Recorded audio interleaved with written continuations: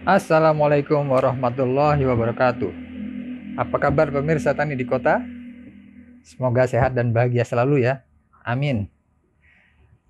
Tadi pagi saya baca berita dari media nasional bahwa Indonesia sudah mulai ekspor ayam hidup ke Singapura untuk pertama kalinya. Nah, ini disebabkan karena Malaysia sudah menghentikan pasokannya ke Singapura karena mereka mulai fokus ke pemenuhan dalam negerinya sendiri karena pasokannya kurang untuk dalam negerinya sendiri. Nah, kalau baca berita-berita seperti ini, saya mengajak teman-teman mulai berpikir, yuk peluang apa yang bisa kita dapatkan dari kondisi dan situasi seperti ini. Walaupun oke lah kita belum pemain yang besar, kita belum punya modal besar atau kemampuan yang besar, kita masih belajar. Seperti saya juga masih belajar, kita masih pemula. Tapi setidaknya kita mulai berpikir apa sih yang bisa kita lakukan untuk mengisi peluang ini, situasi seperti ini. Nah, yang saya maksudkan begini, kami Tani di Kota mulai mengajak pemirsa untuk mulai memikirkan bahwa setiap rumah tangga itu memiliki kebutuhan. Kalau kita kenal itu kebutuhannya sembako, 9 bahan pokok. Nah,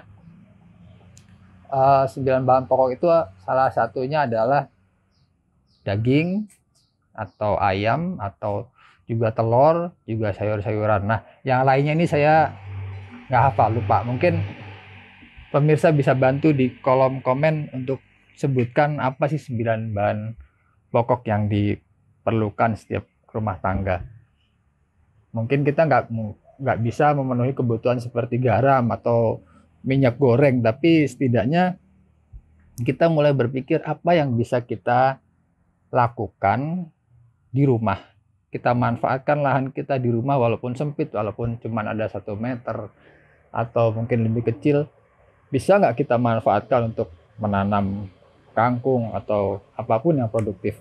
Nah, Tani di Kota dalam hal ini akan berbagi pengalaman, sharing atau juga mungkin berbagi tips kepada pemirsa bagaimana sih memanfaatkan lahan yang ada di rumah kita. Untuk itu jangan sampai di skip video ini, tonton terus, siapa tahu informasinya ada di tengah-tengah atau di akhir, karena saya ngomongnya semi spontan, jadi saya nggak tahu akan sharing di mana yang mungkin bermanfaat bagi pemirsa. Oke, tonton terus video ini, jangan lupa subscribe, like, dan komen. Apabila teman-teman ada pertanyaan atau mungkin saran yang perlu kami jawab. Saat ini Tani di Kota sedang fokus untuk mengembangkan peternakan ayam petelur. Nah, kami pilih ayam jenis White Leghorn. Nah, kenapa sih kami pilih ayam jenis ini? Nah, jadi sebetulnya ada setidaknya 4 alasan yang mendasari kami memilih ayam White Leghorn untuk diternakan. Jadi satu itu alasannya adalah, salah satunya adalah kami baca referensi bahwa ayam jenis WL ini atau White Leghorn, saya sebutnya WL saja ya selanjutnya, itu menduduki top rank atau ranking 1, ranking utama di jenis-jenis ayam telur terbaik di dunia. Jadi sebagai gambarannya begini, ayam White Leghorn ini dia mampu bertelur minimal 280 sampai 320 butir per tahun. Artinya kalau setahun ada 365 hari, berarti cutinya cuma 40 hari. Bandingkan dengan ayam kampung yang selama ini kita kenal ya. Itu ayam kampung itu hanya mampu berkisar di 80 butir per tahun. Jadi antara 320 ke 80 butir, wah kan lumayan tuh, berapa kali lipatnya. Dengan effort yang sama, dengan cost yang sama kurang lebihnya, kita kasih pakan yang sama, tapi outputnya beda, outputnya lebih optimal. Itulah salah satu alasan kenapa kami pilih jenis ayam White Leghorn ini. Ayam White Leghorn ini selain digunakan tadi sebagai petelurnya, diambil telurnya, itu juga digunakan banyak peternak atau breeder atau apa istilahnya, pembibit ayam yang mereka ingin memodifikasi ayamnya menjadi telurnya lebih banyak. Salah satunya diambil dari genetiknya ayam White Leghorn ini. Jadi yang tadinya telurnya seperti ayam kampung, telurnya cuma 80. Bagaimana caranya bisa meningkatkan telurnya?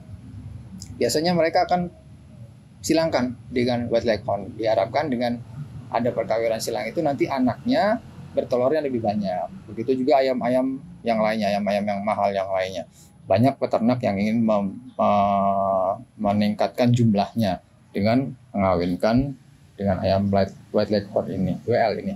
Nah, itu alasan pertama. Alasan kedua adalah di pakan. Kita ketahui bahwa kok banyak ceritanya tentang saya ternak ayam tapi rugi, gak nutup. Nah, kenapa? Karena salah satunya adalah mereka terbebani dengan pakan yang tinggi. Biaya pakan dalam peternakan itu bisa mencapai 70% sampai 90% cost produksi yang dikeluarkan oleh para peternak. Nah, ayam White Leghorn ini itu kebutuhan pakannya dibandingkan dengan ayam-ayam lain, ayam-ayam petelur lainnya itu paling rendah menurut referensi yang saya baca.